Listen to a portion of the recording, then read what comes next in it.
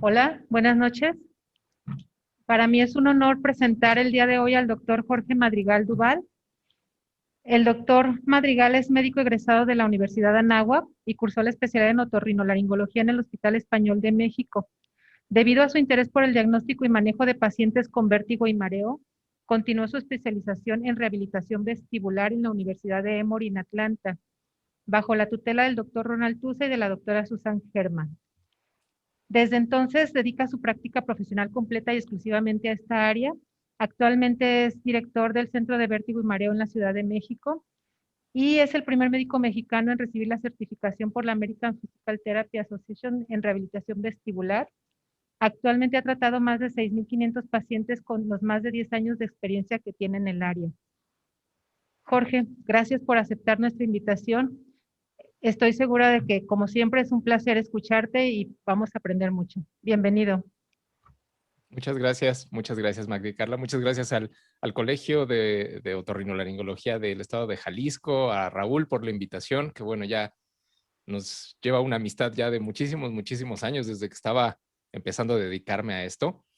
Y bueno, a pesar de que no puedo estar ahí con ustedes físicamente, les he preparado una charla que espero que sea muy divertida, muy entretenida, muy visual para no solo los que están ahí presentes en el Hotel Hilton, sino también para los que están desde sus casas, ¿no? Y la idea del día de hoy es que podamos analizar actualidades. A ver, seamos honestos, en el último año no ha habido demasiadas actualidades en temas de BPPV, pero sí creo que algo muy importante en cuanto al vértigo postural es que ahora lo podemos entender mucho más fácilmente con todas estas aplicaciones y simuladores, que es en lo que me voy a enfocar y por supuesto dándole un enfoque muy práctico, algo que ustedes puedan llevarse a casa, algo que con sus pacientes lo puedan aplicar luego y que a lo mejor les deje un panorama mucho más claro de cómo identificar y de cuándo elegir una maniobra de reposicionamiento canalicular y de cómo identificar correctamente un vértigo postural paroxístico benigno.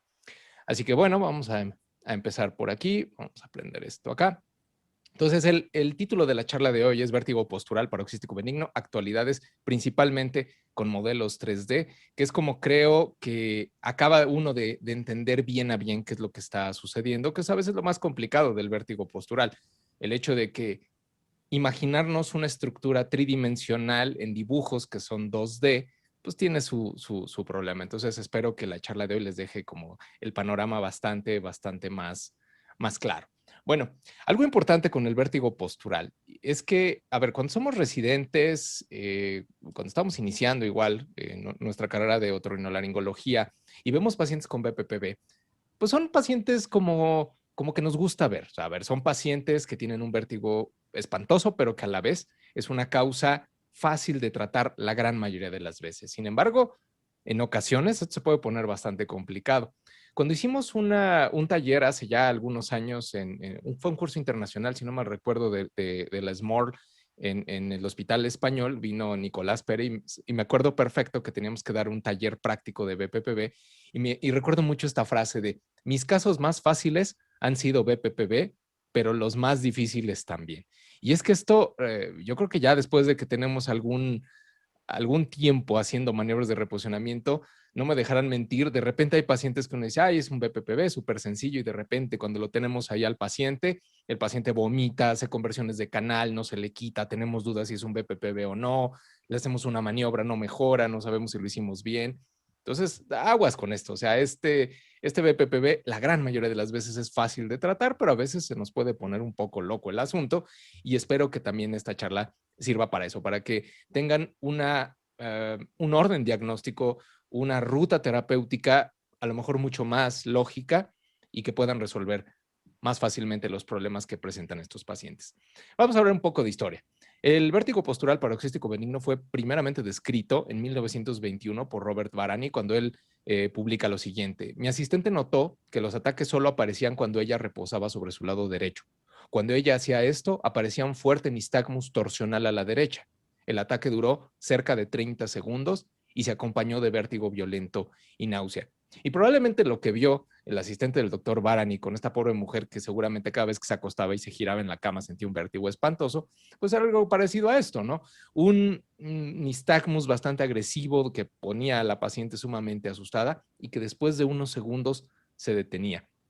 Ya para este entonces se sabía que esto tendría que ser un problema de un canal semicircular, porque ya desde los trabajos de Florence, de Menier, ya se sabía cómo cada canal semicircular provocaba un movimiento ocular característico. Entonces ya para ese entonces, a 1920, ya un nistagmus nos podía dar una ubicación bastante topográfica de dónde estaba el problema.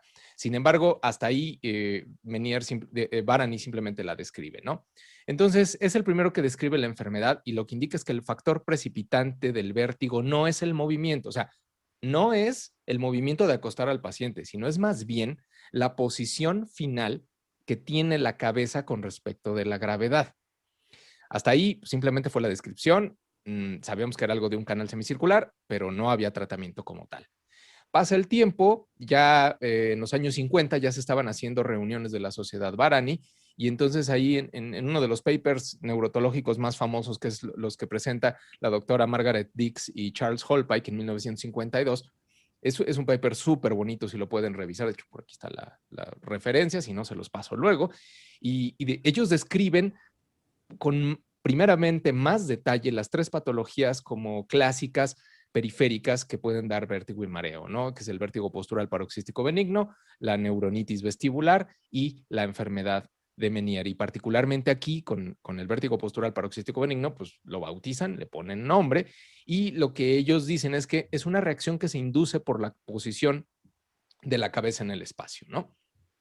Pasan los años 50, llegan los años finales de los 60, principios de los 70, hasta ahí no había como la evidencia clara, física, de qué era lo que estaba sucediendo. Entonces se teorizaba que tenía que haber seguramente algo de cristales, es decir, otoconia, porque ya para ese entonces sabíamos que el sáculo y el utrículo que tenían otoconia eran sensibles a cambios de posición, es decir, eran sensibles a la gravedad, ¿no? Nos pueden indicar la inclinación de la cabeza. Entonces, lo que no era lógico era por qué un canal semicircular que normalmente no debe de percibir la inclinación de la cabeza, porque de repente estaba activando un reflejo vestíbulo ocular cuando el paciente se inclinaba.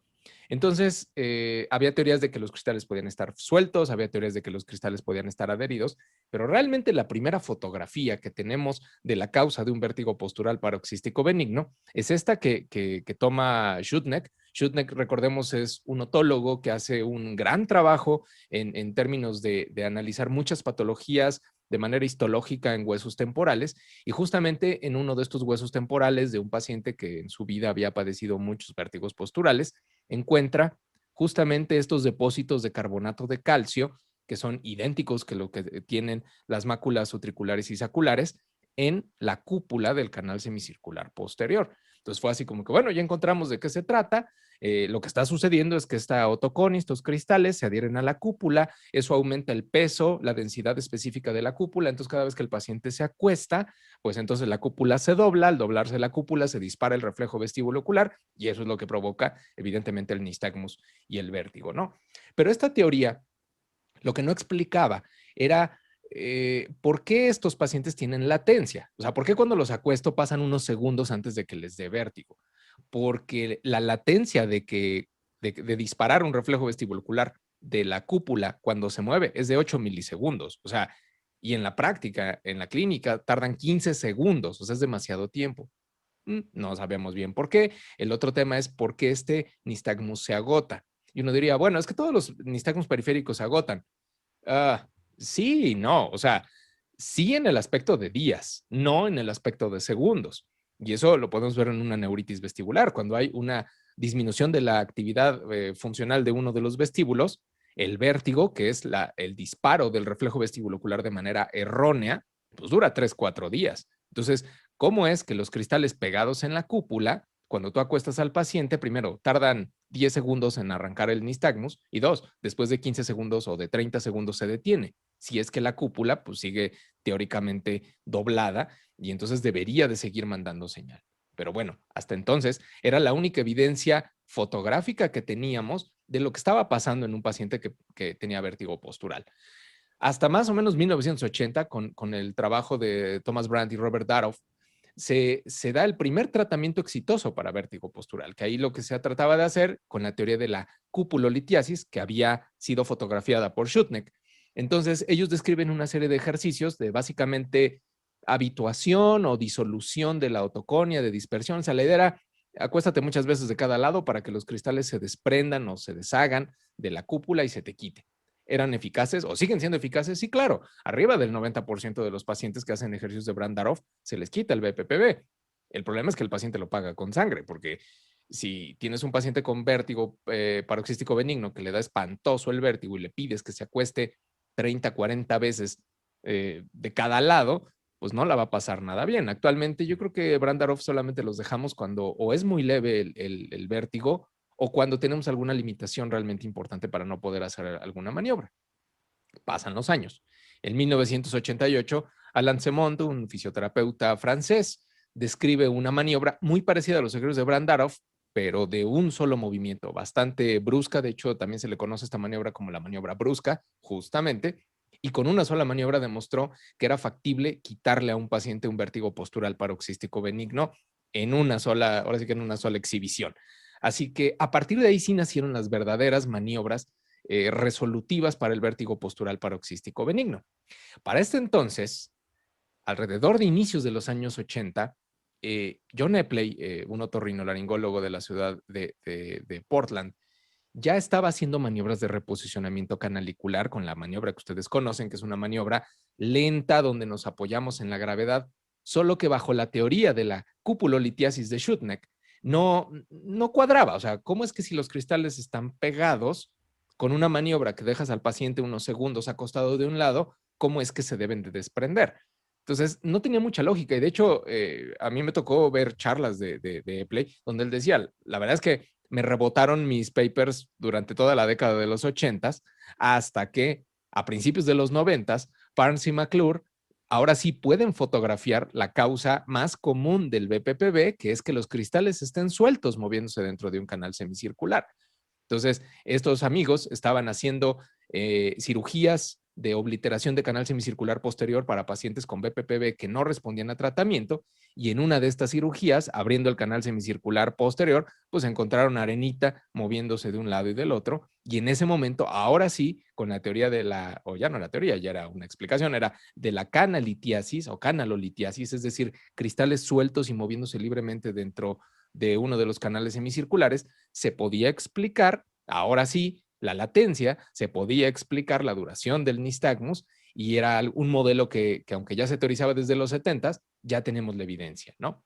Prácticamente, si se fijan, en el mismo año que Parnes y McClure publican esta serie de casos, a Epley por fin le aceptan el paper de su maniobra de reposicionamiento canalicular, y bueno, el resto es historia. A partir de ahí realmente sí han salido, todavía el mes pasado salió la última maniobra para canal semicircular horizontal de Darío Jacobino, que se las voy a compartir al final. Pero en esencia, digamos que las maniobras se dividen en maniobras donde usamos la gravedad, como la maniobra de Epley, o maniobras donde usamos la inercia, como la maniobra de Semont. Dependiendo quién la describa, dependiendo de qué canal semicircular es el que estemos tratando de acomodar los cristales, bueno, han tenido diferentes nombres, pero básicamente los mecanismos principales de reposicionamiento canalicular son basados en estas dos situaciones, ¿no? La clasificación internacional de enfermedades vestibulares de la Sociedad Varani hace unos años ya describe como los criterios. Aquí recordemos un poco que la Organización Mundial de la Salud, ya ven que tiene un catálogo de enfermedades, ¿no? El catálogo internacional de enfermedades se actualiza cada cierto tiempo. Entonces, en su versión 11, le pidió a la Sociedad Varani que diera todos los criterios diagnósticos para todas las enfermedades vestibulares. Entonces, estos textos que les voy a poner provienen de ese documento en consenso de los criterios diagnósticos. Y bueno, lo que se habla es que alrededor del 10% de toda la población del mundo eventualmente le va a dar un BPPV alguna vez en su vida. O sea, es súper, súper frecuente. Y una cosa que muchos pacientes lo preguntan es, oye, ya que me dio un BPPV, ¿qué tan fácil es que me repita esto? Bueno, la recurrencia es alrededor del 50% de las veces. O sea, es algo no solo muy frecuente, sino es algo muy frecuente que repite. Y particularmente ahora, por ejemplo, en pandemia, que todos los pacientes están o deberían estar encerrados, desde mediados, alrededor de los 2014 más o menos, ya hubo mucha evidencia también de que una de las causas más frecuentes de que hubiera BPPV recurrente era deficiencia de vitamina D, deficiencia de 25-hidroxivitamina D específicamente.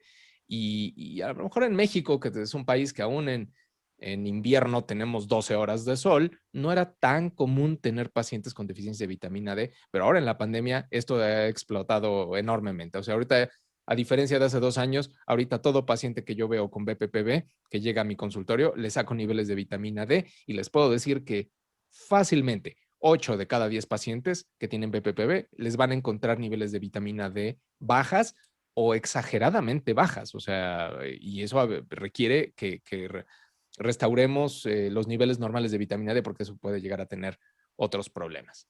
Entonces, para entender el vértigo postural paroxístico benigno es indispensable recordar cuál es la disposición tridimensional de los canales semicirculares en ambos vestíbulos, ¿no? Recordar que los canales semicirculares anteriores y posteriores están a 45 grados con respecto del plano anteroposterior, que en esta simulación del reflejo vestibulocular, cuando el paciente está o el monito está girando la cabeza, cada vez que mueve la cabeza vean cómo un canal se pone rojo, un canal se pone azul. Rojo quiere decir que se excita, azul quiere decir que se inhibe, ¿sí? Pero sobre todo, no hay canales en el plano anteroposterior, son diagonales.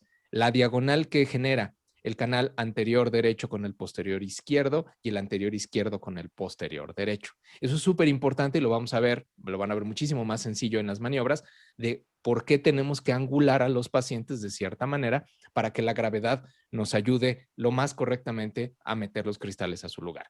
¿De dónde provienen los cristales? Bueno, sabemos que vienen particularmente del utrículo. ¿Por qué? Pues porque en el utrículo desembocan todos los canales semicirculares y es la vía más directa de donde pudiera estar cayendo estos cristales de carbonato de calcio. Recordemos que la otoconia, los otolitos, normalmente están adheridos en una matriz gelatinosa que ayuda a darle más masa a la mácula sacular y utricular, porque particularmente el utrículo es el sensor que nos ayuda a detectar las aceleraciones lineales, adelante, atrás, izquierda, derecha, y también nos indica cuando estamos inclinados. Entonces, los cristalitos, es así como piedritas dentro de una gelatina que ayudan a que se mueva, se doblen las células ciliadas y que nos avise de manera tónica al sistema nervioso central que estamos inclinados.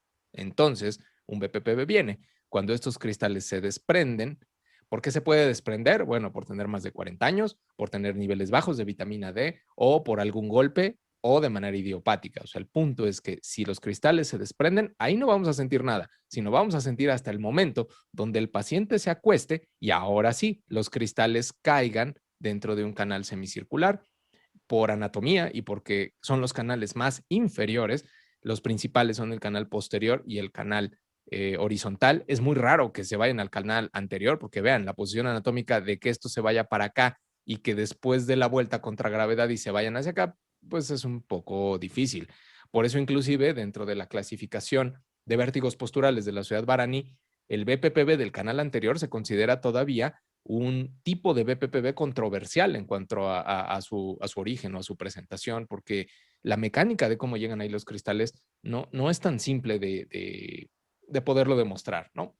En cuanto a incidencias por canal, esto es importante porque cuando el paciente llegue y me diga, oye, ¿sabes qué? Cada vez que me acuesto del lado derecho me da un vértigo horrible, pues tenemos que pensar principalmente que puede ser el canal posterior, que es lo más común, en segundo lugar el horizontal, y el canal anterior, y esto sí es bien importante, el canal anterior es tan raro que si en ese momento al paciente, cuando le hacemos una maniobra de reposicionamiento, no se le quita, se va a resonancia magnética. De lo raro, y además porque el nistagmus es un nistagmus que se puede confundir con cierta facilidad con un vértigo postural central, o un vértigo posicional central, como se le conoce. Entonces, en eso sí hay que tener como que un particular cuidado.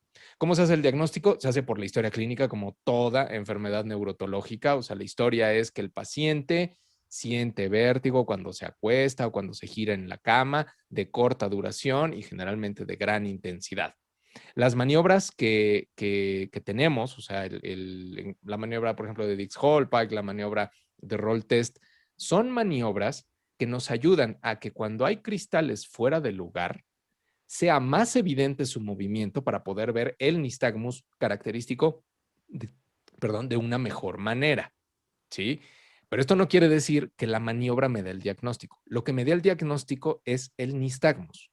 Vaya, que si fuera la maniobra, nadie podría tener BPPV del canal posterior, porque nadie en su casa se duerme o se acuesta en Dix-Hallpike. O sea, entonces, aquí el tema es que no se confundan entre el nistagmus, que nos indica perfectamente qué canal semicircular es el afectado, contra la maniobra, que es aquella posición que cuando hay cristales dentro de un canal, nos hace que se aceleren, que se caigan más rápidamente y que nos den el movimiento ocular característico, que es lo que sí nos da el diagnóstico.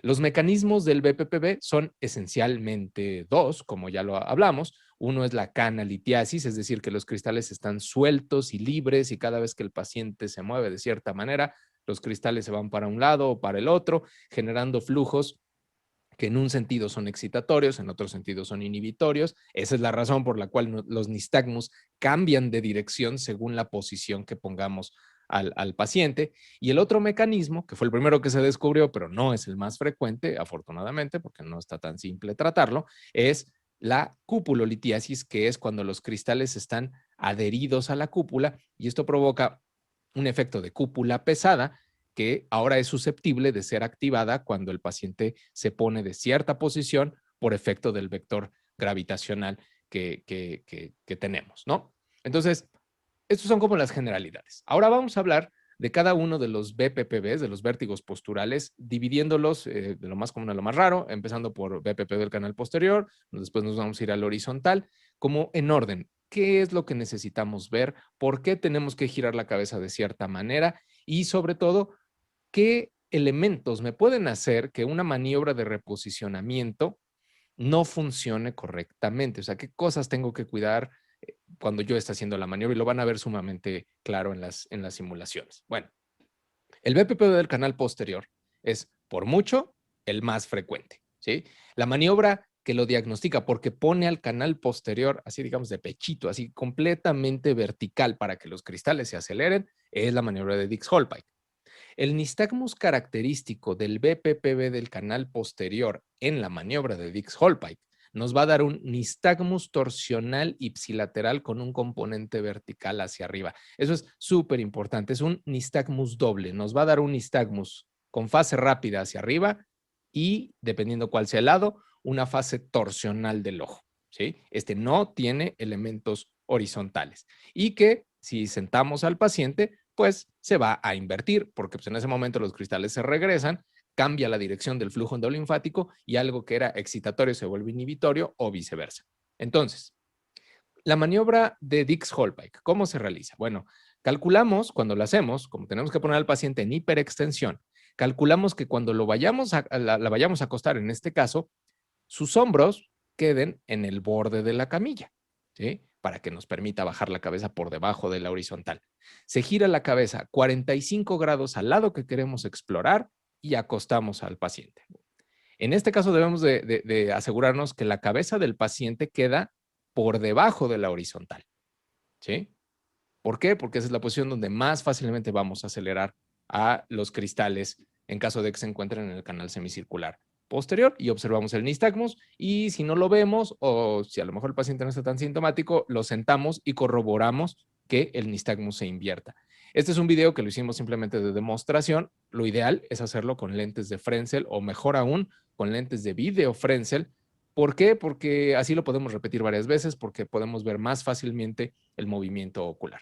Entonces, ¿cómo funciona la maniobra de Dix-Hallpike? Aquí me voy a quitar para que me vean. La maniobra de Dix-Hallpike se hace así, como la vimos. Giramos la cabeza a 45 grados al lado que queremos explorar y acostamos al paciente con la cabeza por debajo de la horizontal. Esto va a acelerar, va a alejar los cristales de la cúpula del canal posterior, que en este canal es excitatorio, y me va a dar el clásico nistagmus vertical hacia arriba y torsional ipsi.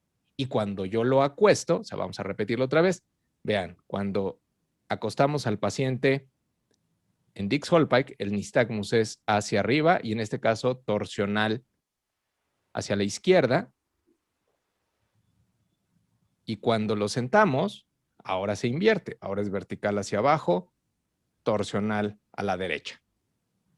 Entonces, ese es el dato prácticamente patognomónico de que nos dice que los cristales están metidos en un canal semicircular, ¿no? Rara vez una cosa central se va a comportar tan preciso en cuanto al nistagmus, ¿no? En una grabación con video Frenzel se ve más o menos así. Aquí les voy a pintar las fases. Vean cómo es en este nistagmus. Es un nistagmus francamente vertical hacia arriba, con un componente torsional, en este caso, hacia la izquierda, porque el paciente tiene un BPPV del canal posterior izquierdo, que después de unos segundos de latencia finalmente se agota, ¿no? Por definición, o por criterios diagnósticos más bien, una canalitiasis, que los cristales estén sueltos, no debe de hacer que nuestro nistagmus nos dure más de 60 segundos. Si dura más de 60 segundos, puede ser una cupulolitiasis o algo central. Y probablemente si no se le quita con maniobras en términos de una cupulolitiasis, entonces sí tenemos que mandar a este paciente a resonancia magnética con atención especial en fosa posterior, particularmente cerebelo, que es donde viene la mayor parte de los vértigos posicionales centrales, ¿no? El tratamiento, vamos a empezar de las maniobras que a lo mejor yo les recomiendo más usar. O sea, digo, si dice, oye, ¿cuál es mejor, Semont o Epley? A lo mejor en estadística son más o menos iguales. Tienen unas ventajas y desventajas. Por ejemplo, a mí me gusta más usar Epley porque es una maniobra más controlada, menos agresiva para el paciente y como que puedes darte cuenta, no necesitas tanta violencia como lo vamos a ver ahorita en Semont, ¿no? ¿Cómo empieza la maniobra de Epley? Empieza como una maniobra de Dix-Hallpike. Giramos la cabeza al lado que queremos reposicionar y acostamos a que la paciente quede por debajo de la horizontal, ¿sí? Sin levantar la cabeza. Cuando se termine el nistagmus, giramos la cabeza al otro lado, esperamos a que haya nistagmus, se le quite, la paciente nos lo va a referir porque hay vértigo. Después, sin levantar la cabeza, giramos el cuerpo de la paciente y la ponemos ahora con la nariz apuntando hacia abajo 45 grados. Y si todo va bien, en ese momento, ya que termine el nistagmus y el vértigo, levantamos a la paciente y generalmente con esto es suficiente. Bien importante, no suelten a los pacientes una vez que los recuperen por al menos unos 40, 60 segundos. Porque a veces sucede, no pasa siempre, pero la primera vez que les pase se van a espantar horrible, cuando de repente los cristales caen bruscamente en el utrículo, al paciente le da la sensación como que de repente súbitamente se inclina y se lanzan con todo hacia atrás. Entonces, ya ha habido casos de pacientes que se caen de la camilla en el momento en el que acabamos la maniobra y el paciente de repente siente una inclinación por la caída brusca de cristales en el utrículo y el paciente acaba en el piso. Entonces, no suelten a los pacientes hasta que los depositen en su silla y ya si ahí tienen esa reacción, que es algo semejante a una crisis como de Tumarkin, del Menier, evidentemente más corta, pero así de brusca puede ser y literal puede provocar caídas, ¿no? ¿Qué es lo que hacemos en la maniobra de Epley? Me voy a quitar aquí para que lo vean. Aquí tenemos el BPPV, es decir, los cristales, que en este simulador no son cristales, es esta pelotita. En el canal posterior izquierdo, lo que hacemos es que primero acostamos al paciente en Dix-Hallpike izquierdo. Los cristales se alejan de la cúpula, ya los tenemos ahí, nos esperamos a que se detenga el vértigo. Sin levantar la cabeza, giramos hacia el otro lado, avanzamos un poco más. Luego ponemos la nariz apuntando hacia el piso. Si se fijan aquí ya está llegando los cristales a la cruz común y en ese momento vamos levantando al paciente para que finalmente los cristales se depositen en el utrículo, ¿no? En este simulador cuando se ponen blancos es que quiere decir que ya están en su lugar, ¿no? Entonces, esa es la lógica bajo una maniobra de Epley. Utilizar la gravedad para que lentamente los cristales vayan avanzando en la misma dirección hasta que los dejemos en la cruz común y que cuando levantemos al paciente, recomendación, mantengan la cabeza agachada para que los cristales se vayan lo más anterior del utrículo, porque ahí no hay ningún canal semicircular. Bueno, no hay ninguna entrada de ningún canal semicircular. Entonces, es como la manera que actualmente se recomienda terminar todas las maniobras de reposicionamiento canalicular. Ahora, ¿cuándo esto puede fallar? Yo creo que la falla más frecuente que podemos observar en una maniobra de Epley es cuando no podemos hiperextender al paciente. Ya sea porque tiene el cuello rígido, ya sea porque a lo mejor le duele o lo que sea, pero vean qué pasa cuando no podemos hiperextender al paciente. Ahí acostamos al paciente, pareciera que todo va bien, los cristales van en camino hacia la cruz común, el problema es que aquí se quedan. cuando hacemos el giro hacia el otro lado, no avanzan. Y cuando ponemos al paciente nariz apuntando al piso, vean cómo los cristales se regresan. Por supuesto, nos podemos dar cuenta porque el nistagmus se invierte. Por eso es que en todos los papers que dicen, si tú en una maniobra de reposicionamiento de repente tienes un mismo nistagmus y de repente, ¡pum!, se voltea, eso quiere decir, se te regresaron los cristales y seguramente habrá que hacer otra vez la maniobra. Entonces, este es el problema de la limitación en la hiperextensión cuando hacemos una maniobra de Epley. Por eso es bien importante que tengamos que hiperextender. Una pregunta frecuente es, oye, y cuando no podemos hiperextender al paciente, ¿qué hacemos? ¿No? Pues aquí el punto es que lo tienes que hiperextender a fuerza. Si no lo puedes hiperextender, entonces tienes que inclinar la cama completa. O sea, si tienen una cama, por ejemplo, en un hospital, pues lo tienen que poner en Trendelenburg y nada más ruédenlo, ¿sí? O poner, algunos fisioterapeutas utilizan unas como, hagan de cuenta como los cojines estos para antirreflujo de los bebés, que son así como unas cuñas, pero grandotas, y entonces ponen al paciente que no puede hiperextender la cabeza, digamos, lo ponen en Trendelenburg y literalmente lo ruedan. ¿Por qué? Porque si no pones la cabeza en esa posición y le intentas hacer una maniobra de Epley, lo más probable es que los cristales no avancen a la porción más alta del canal semicircular posterior y sea fácil que cuando recuperemos al paciente, pues pum, los cristales se regresan, ¿no? Ahora, hablando de la maniobra de Semont para tratamiento de BPP del canal semicircular posterior. En esta maniobra, lo que tratamos de hacer es primero hacer una maniobra como de Dix-Hallpike lateral. O sea, ahorita van a ver que la posición de la cabeza es exactamente la misma que en Dix-Hallpike, ¿sí? Y ahí, en un solo movimiento, 180 grados, girar la cabeza hasta el otro lado y valernos de la fuerza centrífuga y de la inercia para que los cristales no se regresen. Entonces, ya que ubicamos en la maniobra de Dix-Hallpike cuál es el lado afectado, vamos a girar la cabeza hacia el lado sano y recostamos sobre el lado enfermo. De hecho, si se fijan, esta es como una posición de Dix-Hallpike. Y luego de un solo movimiento tenemos que llevarnos la cabeza hasta acá. Y esa es la parte complicada del Semont. Porque al hacer esto, lo tenemos que hacer lo más rápidamente y bruscamente posible para que los cristales no se nos retornen. Lo van a ver muchísimo más fácil en el simulador. Vean, me voy a quitar de aquí. La maniobra de Semont, giramos la cabeza al lado sano y recostamos sobre el lado enfermo, esperando que los cristales lleguen a la porción más alta del canal semicircular posterior. Y luego nos valemos de la velocidad y de la inercia para aventar al paciente hasta el otro lado y confiamos en que si dejamos los cristales en la parte más alta, simplemente sigan su camino hacia la cruz común y que cuando recuperemos la posición del paciente, ahí como que se quieren ir al canal anterior, por eso parpadean en rojo, que cuando lleguemos a esta posición, nuevamente inclinando la cabeza hacia adelante, los cristales se metan a la cruz común y finalmente salgan a la porción más anterior del utrículo. ¿Sí? Entonces, ya se podrán imaginar cuál es la principal falla de esta maniobra. Bueno, de hecho hay dos principales fallas. Y esto, les voy a repetir un poquito el video porque quiero que vean una parte súper importante. Cuando hacemos la maniobra de Semont, es súper importante que cuando la cabeza quede acostada, en este caso hacia acá, quede en hiperextensión con respecto de la horizontal. ¿Por qué?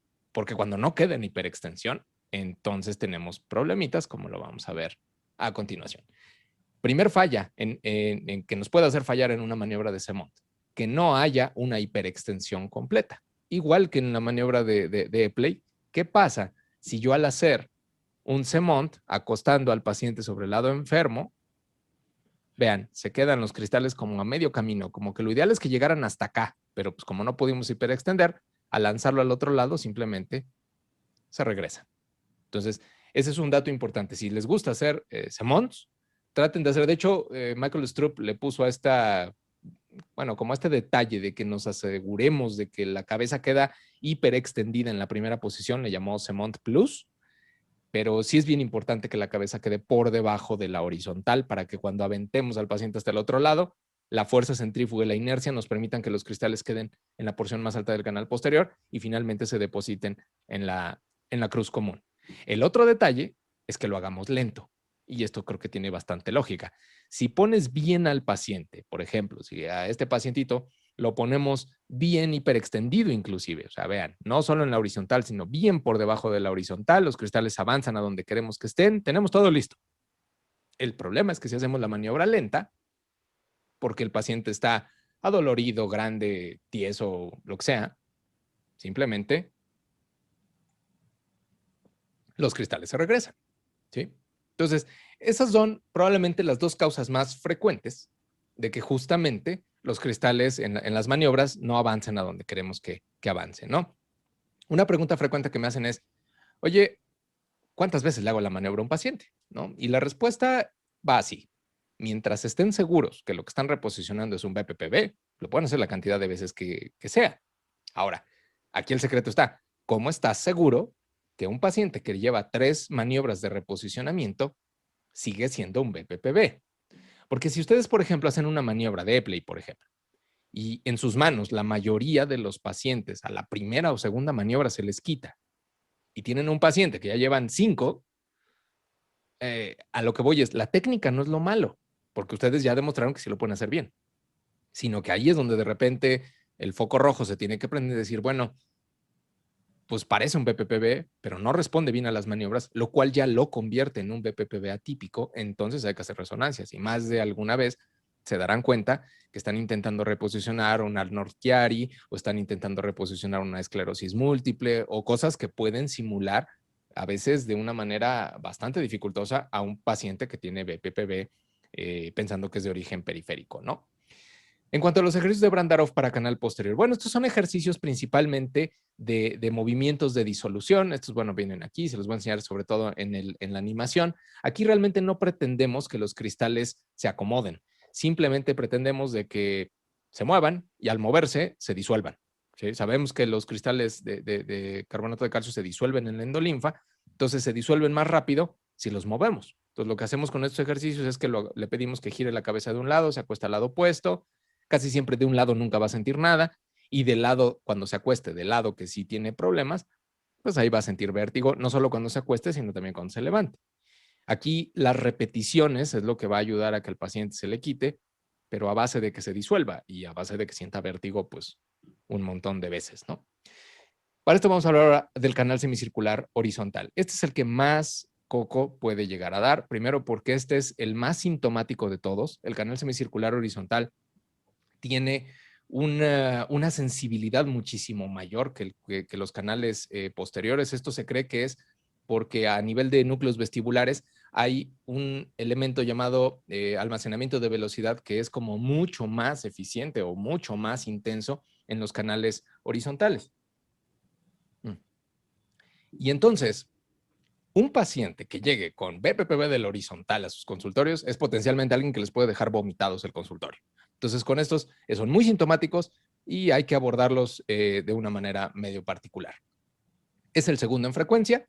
Nos va a dar este paciente este BPPB, un nistagmus horizontal de dirección cambiante. Ahorita vamos a ver por qué cambia de dirección. Y aquí hay dos variables. Si nos da un nistagmus horizontal que cambia de dirección, solamente hay dos posibilidades. Que el nistagmus tiene la misma dirección que el oído que está hacia abajo o que el nistagmus tiene dirección del oído que está hacia arriba. ¿Sí? Cuando el nistagmus apunta, la fase rápida va hacia el mismo lado que está apuntando al piso, se le conoce como nistagmus geotrópico. Es decir nistagmus geotrópico en el canal horizontal es resumir el decir. Cuando pongo el oído derecho hacia abajo, me da nistagmus a la derecha. Cuando pongo oído izquierdo hacia abajo, tiene nistagmus a la izquierda.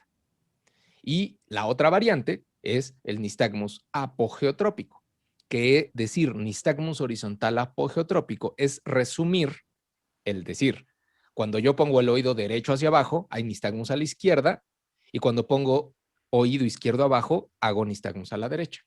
¿Y esto qué significa? Cuando el nistagmus es geotrópico, los cristales están sueltos en el brazo posterior del canal semicircular horizontal. Ahorita lo van a ver. Y cuando hay nistagmus apogeotrópico, o los cristales están sueltos en la porción anterior del canal semicircular horizontal o están pegados en la cúpula. ¿Y por qué es importante? Bueno, actualmente ya no es tan importante porque de hecho afortunadamente ya hay maniobras que nos ayudan a cualquiera de las dos variedades, ¿sí? pero antes sí había unas como muy específicas para cada una, ¿no? Y bueno, al final de cuentas hay que saberlo, porque si no funciona una, pues en su armamento pueden hacer gufonis, pueden hacer barbecues, pueden hacer suma. Ahora la nueva maniobra de Darío Jacobino también está pensada en nistagmus apogeotrópico de los canales horizontales. Y bueno, el diagnóstico. ¿Cómo sabemos que un BPPB, o sea, que hay cristales en el canal semicircular horizontal? Aquí hacemos una cosa que se llama roll test o maniobra de McClure, ¿sí? Entonces, ahí acostamos al paciente y giramos la cabeza de un lado, ponemos en este caso oído derecho abajo y vemos qué tipo de nistagmus hay. Y después giramos la cabeza a poner oído izquierdo abajo y vemos qué nistagmus hay. Si es un BPPB del canal horizontal, tiene que haber nistagmus horizontal de dirección cambiante, ¿sí? Espérame que la apreté aquí mal. Ok, entonces, ¿qué es lo que sucede? Bueno, en el roll test, cuando hay cristales en el canal semicircular horizontal, sucede lo siguiente. Ahí están los cristalitos en el canal horizontal derecho. Vean cómo están en la porción posterior del canal horizontal derecho. Cuando lo acuesto sobre el lado enfermo, se hace una corriente excitatoria que va hacia el ámpula, por eso hay nistagmus horizontal hacia ese lado. Cuando lo giro hacia el lado sano, los cristales se alejan del ámpula, lo cual para el canal horizontal es inhibitorio y por eso me da un nistagmus hacia el lado opuesto. En este caso, ambos nistagmus apuntan hacia el piso. Si se fijan, con oído derecho abajo, que es el primero que vamos a tener, oído derecho abajo me da nistagmus a la derecha, oído izquierdo abajo me da nistagmus a la izquierda. Es geotrópico. Eso quiere decir que son cristales sueltos y además están en la porción posterior del canal semicircular horizontal. Ahora, siempre que tenemos un BPP del horizontal, siempre queda la duda de, bueno, y, a ver, porque ahí en el video, pues sabes dónde están los cristales, pero cuando llega el paciente, él nada más dice, yo me da vértigo, no importando a qué lado me acuesto. Entonces, ¿cómo sabemos el lado afectado? Antes lo explicábamos, y aquí sí, para los que tengan experiencia con los canales horizontales, esta es una explicación creo que más simple que lo que antes decíamos de no, cuando es geotrópico, el lado que da más intensidad es el lado afectado y en el apogeotrópico pues es al revés. Hay una forma mucho más sencilla de saber cuál es el lado afectado. Y esto se basa en justamente las leyes de Ewald. Joseph Ewald publicó 3 leyes que son como muy importantes que hay que tener presentes para poder identificar el canal semicircular horizontal afectado. Por supuesto, en aquel entonces él no estaba pensando en BPPBs del horizontal, pero la primera dice, la estimulación de un canal semicircular causa un movimiento ocular en el mismo plano. Esto es bastante lógico. Cuando estimulamos los canales horizontales, me tiene que dar un nistagmus horizontal. No me puede dar uno vertical, no me puede dar uno torsional, a diferencia de los posteriores. Los posteriores sí me pueden dar verticales justamente pues porque el canal es vertical. Entonces me puede dar un nistagmus vertical con un componente torsional dependiendo para dónde esté apuntando el ojo, ¿sí? Pero ese es el primer punto. Ley 1 de Ewald. La estimulación de un canal semicircular causa un movimiento ocular en el mismo plano. Y la segunda ley, y esta es probablemente la más importante de todas, en el canal horizontal, un flujo endolinfático que va hacia el ámpula es excitatorio. Y siempre el excitatorio causa una mayor estimulación que uno inhibitorio. Esto es súper importante. ¿Se acuerdan en el video que les puse que cuando acuesto al paciente de una manera, el primer nistagmus es un nistagmus porque el canal se pone rojo, es decir, se está excitando? Y el nistagmus, cuando lo volteo hacia el otro lado, es un nistagmus porque ese canal se pone azul, es decir, porque es inhibitorio. Y siempre cuando tengo 2 nistagmus generados por el mismo estímulo, que son los mismos cristales que hay en cada uno de los canales, siempre el excitatorio es mayor. Entonces, en pocas palabras, imagínense que no se fijan en qué oído está hacia abajo, sino lo que quiero que se fijen es qué nistagmus de los dos es el más intenso o tiene la dirección más intensa, no qué oído está abajo. Esto es súper importante y varias veces que lo he platicado ya de esta manera, alguien me ha dicho, oye, no, pero es que esto no es así. No, si lo analizan con calma van a ver que sí. La dirección del nistagmus más intenso indica el lado afectado, no importando si es geo o apogeotrópico o qué oído está debajo. Generalmente primero nos fijamos en qué oído está abajo y después decimos es geotrópico o apogeotrópico y después vemos la intensidad. No, aquí les recomiendo que lo hagan al revés. Sin ver qué oído está abajo, así viendo su monitor de los videofrencel, pongan un oído abajo y vean, ese nistagmus a la derecha tiene X de intensidad. Oye, y cuando lo pongo al otro lado, me da otra intensidad. Y van a ver que les va a indicar el lado afectado. Es más, va a un ejercicio, ¿sí? Si yo tengo un paciente que tiene BPPV del horizontal, ¿sí? Y de repente lo acuesto de un lado, no les voy a decir qué lado lo estoy acostando, ¿sí? Pero lo acuesto de un lado. Y de repente hace este nistagmus. Lo acuesto, yo no les digo qué lado lo acosté, pero comienza este nistagmus. Aquí lo que quiero que vean es qué dirección tiene. Pues en este caso la dirección del nistagmus es para acá, horizontal a la derecha. ¿Qué tan duro?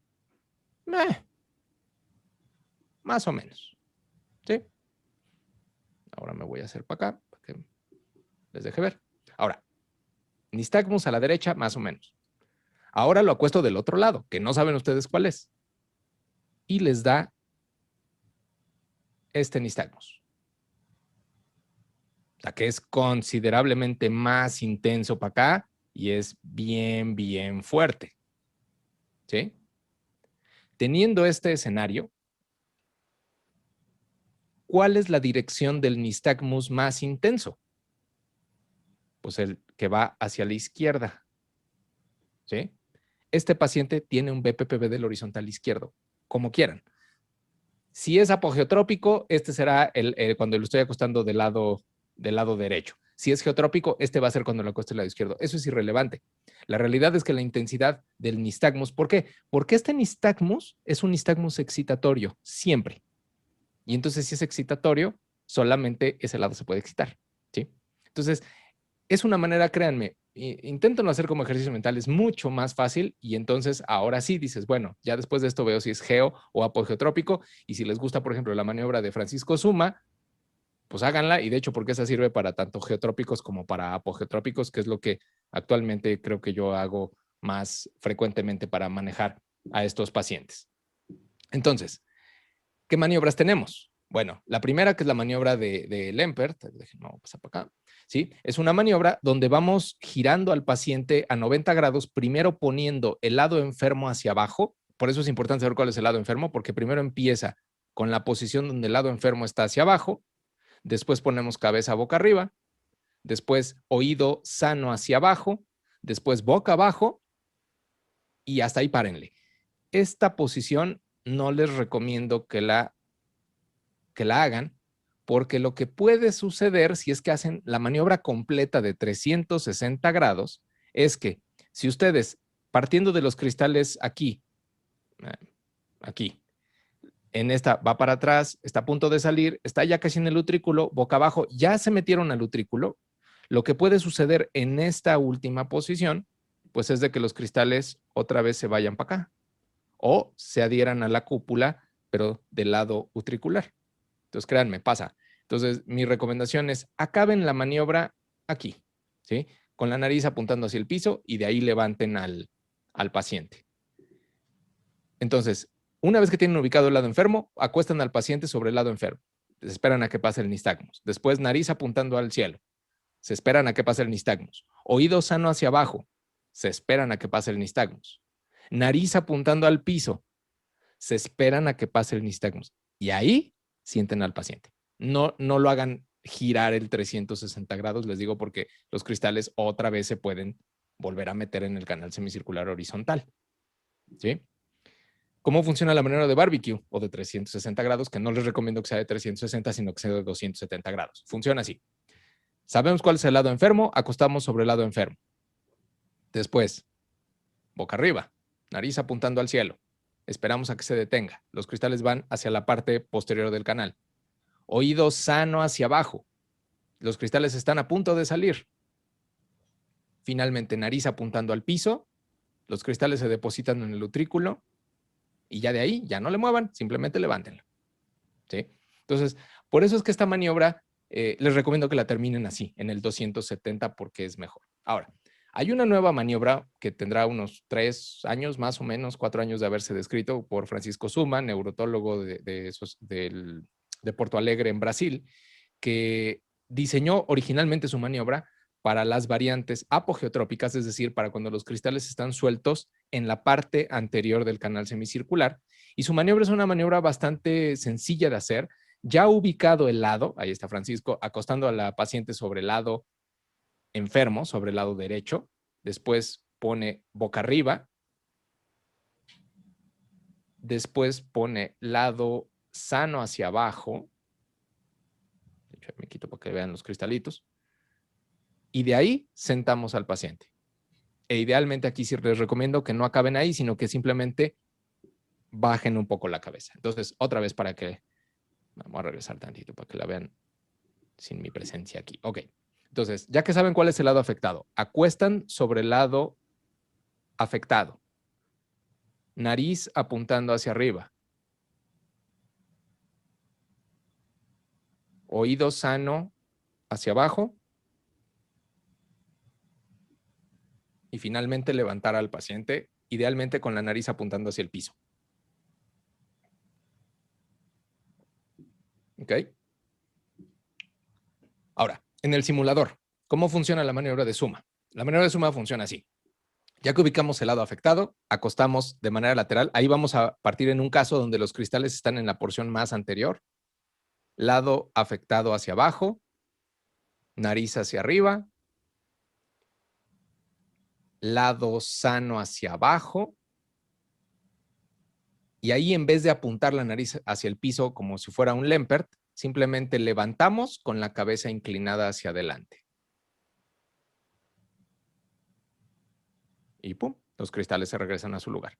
Y la ventaja de esta maniobra es que en esta que les acabo de mostrar, los cristales parten de la porción anterior, ¿sí? O sea, vamos a ponerlo otra vez para que se vean. Están partiendo los cristales de la parte más anterior del canal semicircular horizontal y se acomodan. Bueno, ahora vamos a ver qué pasa cuando parten de la porción posterior, que de hecho es hasta más sencillo porque ya están prácticamente en la salida de los canales. Vean, parte de la porción posterior. Al principio, cuando lo acostamos sobre el lado enfermo, se aleja, o sea, se quieren meter más, pero cuando ponemos boca arriba, se van hacia la parte más posterior, oído sano hacia abajo, ya están a punto de salir el utrículo y levantamos con la cabeza agachada. Oye, y en los casos donde hay cupulolitiasis del horizontal, o sea, cuando están pegados los cristales ahí, ahí es controversial, pero, por ejemplo, lo que recomienda Francisco Suma es utilizar vibración. Inclusive en la última reunión donde tuve oportunidad de estar con Francisco Suma y con David C., ellos dos decían que usaban vibración. A lo mejor lo que no tenemos bien claro es la estandarización de la vibración, o sea, porque son vibradores comerciales. Entonces, no es tan sencillo decir, oye, pues requiere una intensidad de tanto, una frecuencia de tanto. En la Sociedad Barani, en la última reunión, había una empresa que ya vendía como un vibrador que le podías modular la fuerza y la frecuencia de vibración. Pero bueno, pues es un aparatito que, digo, para hacer un vibrador costaba como $5,000. Entonces, habrá que ver si realmente se pueden hacer estudios donde podamos saber qué tipo de vibración, a qué intensidad y con qué frecuencia pudiera ayudarnos a soltar los cristales, ¿no? Siempre las cupulolitiasis son complicadas. Y de hecho, este es un artículo que apenas salió hace menos de 15 días, lo publicó Darío Jacobino en su Facebook. De hecho, si quieren la referencia, me pueden escribir por Face o por WhatsApp, por lo que sea.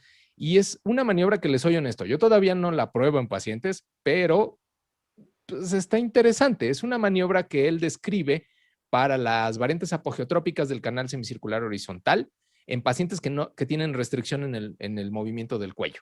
Y entonces lo que hace es hagan de cuenta, una especie de Brandt Darov, pero con el paciente acostado.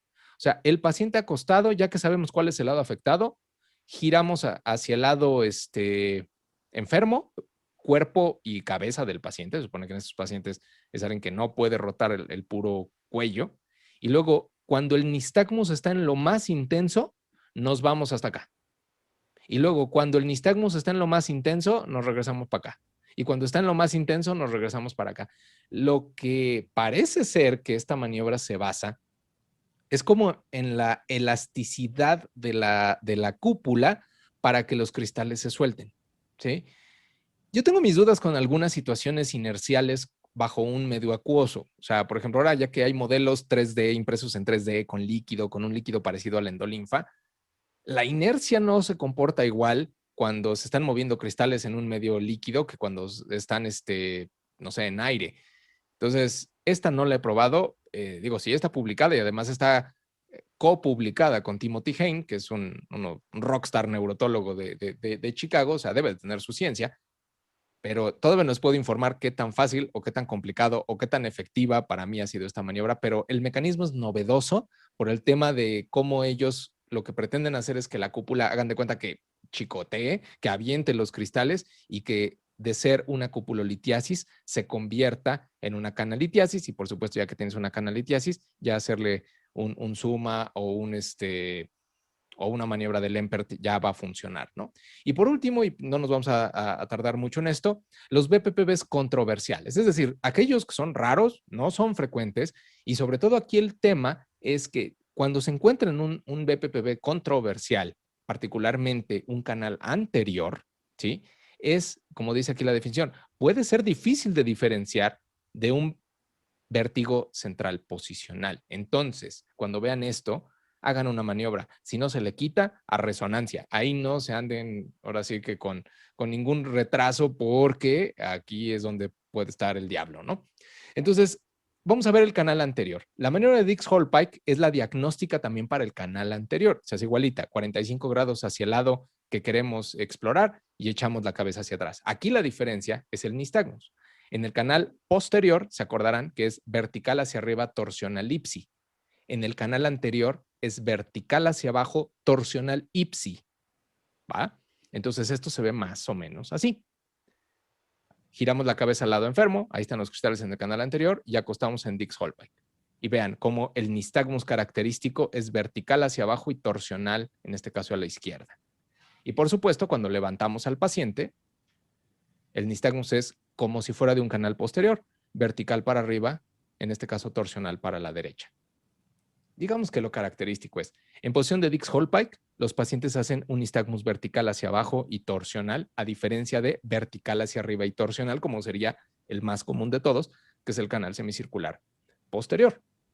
Ahora, ¿qué maniobras hay? Bueno, primero les quiero enseñar algo en vivo. Este es un video viejito que tengo. Este, de hecho, es un nistagmus torsional vertical hacia abajo. No les puedo asegurar que esto sea un BPP del canal anterior, porque en aquel entonces, cuando grabé este video, no teníamos estos criterios de mandar a resonancia y todo eso, entonces no me crean mucho si este es un BPPB del canal anterior, pero así se vería el nistagmus. Vean cómo en este paciente que yo acuesto sobre su Dix-Hallpike derecho, tiene una fase torsional a la derecha, su ojo, y van a ver cómo empieza ahora también a hacer una situación vertical hacia abajo. Es torsional a la derecha, vertical hacia abajo. Así se vería un nistagmus de canal anterior.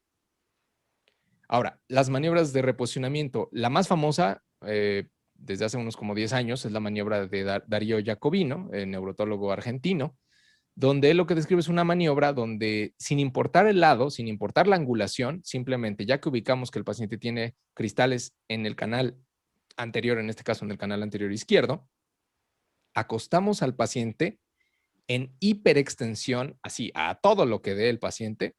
Teóricamente, si todo va bien, los cristales del canal anterior van avanzando hacia la cruz común, acá, ¿sí? Y simplemente recuperamos la posición de la cabeza hacia adelante y finalmente sentamos y bajo estas gráficas se supone que se acomodan fácil los cristales. La realidad es que no se acomodan tan fácil. Primero porque esta posición casi tenemos que poner al paciente de cabeza para que suceda, ¿no? Y aquí sí, al menos en mi experiencia, me ha funcionado más una maniobra que está descrita ya desde hace mucho rato, que es un medio E-play, que es que se queden en la posición 2 de E-play y después sienten al paciente. Y ahí lo que nos ayuda es que si angulamos al canal anterior para que los cristales avancen más. Así se hace una media maniobra de E-play. Empieza igualito que una maniobra de E-play. Ya que tenemos ubicado el lado, giramos 45 grados al lado afectado y acostamos. Y entonces vean cómo los cristales avanzan en el canal anterior. Esto será la primera posición de un E-play normal. Después, segunda posición, giramos la cabeza hacia el otro lado. Vean cómo los cristales ya van avanzando y si pasan el ápice del canal semicircular anterior, ahí simplemente levantamos al paciente. O sea, es un medio E-play, porque lo que nos faltó es ese último movimiento donde la nariz queda apuntando 45 grados hacia abajo, ¿sí? Entonces, a mí me ha funcionado más para cuando he tenido casos de canal anterior hacer un medio Epley que hacer un jacobino, pero bueno, o sea, eventualmente son armas que pueden tener. Lo que sí es que cuando vean un canal anterior, o sea, un nistagmus vertical hacia abajo y torsional en las posicionales, intenten hacer una maniobra ahí mismo de reposicionamiento y luego verifiquen. Es el único escenario donde yo les recomiendo que luego verifiquen, porque si no se quita, conviene tener una resonancia magnética. Oye, ¿y si sale limpia la resonancia? Ok, entonces síguele dando a los reposicionamientos.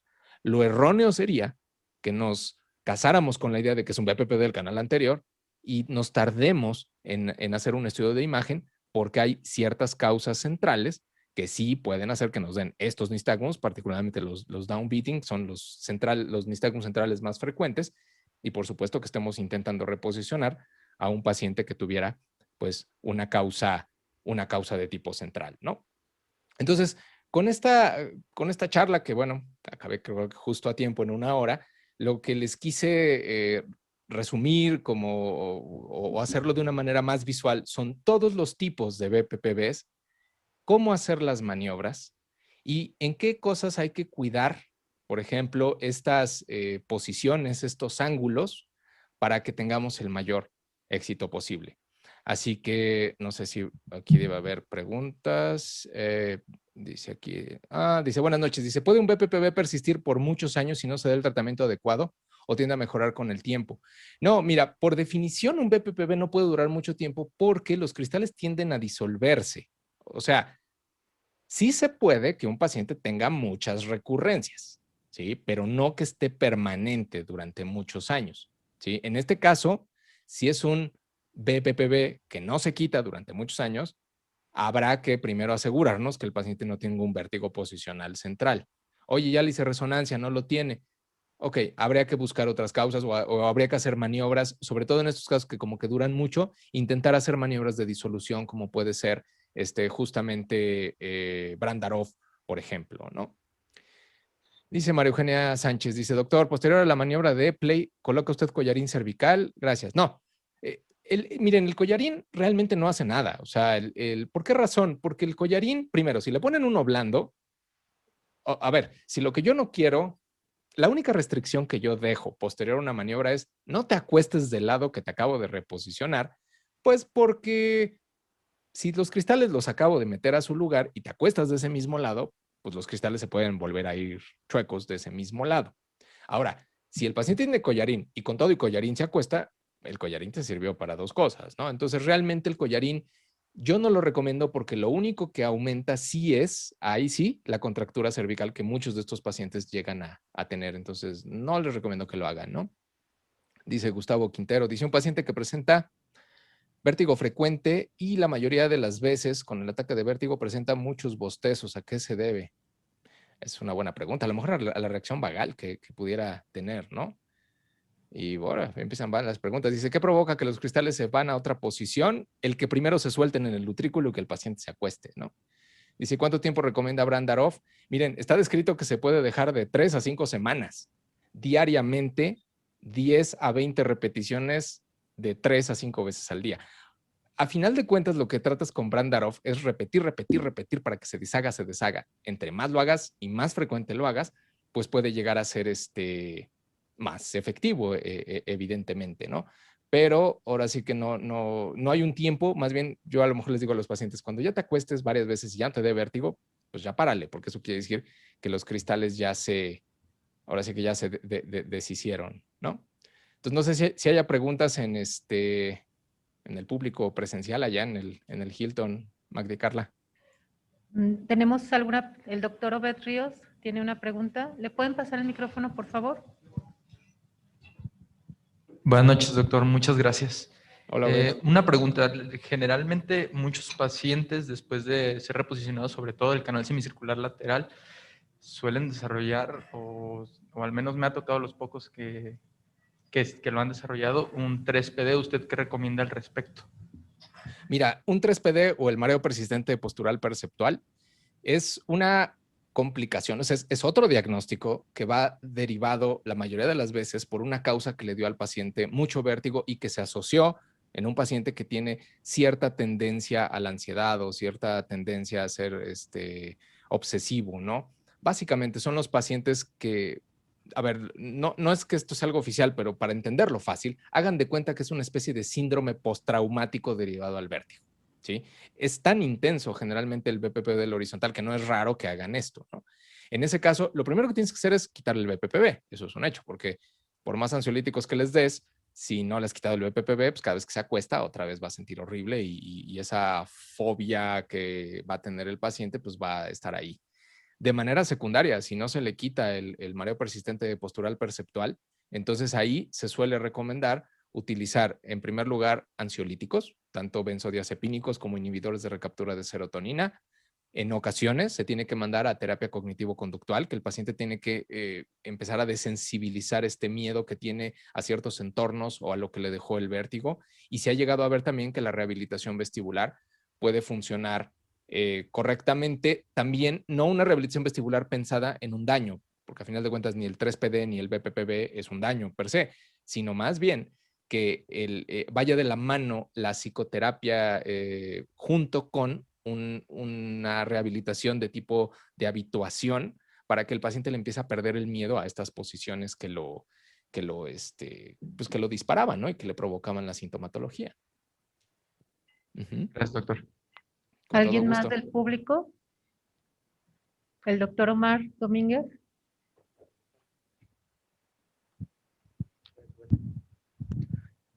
Hola, doctor Jorge. Hola, hola, ¿cómo estás? Bien, ¿y tú? Bien, bien, Oh, encantado de bueno, verte. qué gusto saludarte.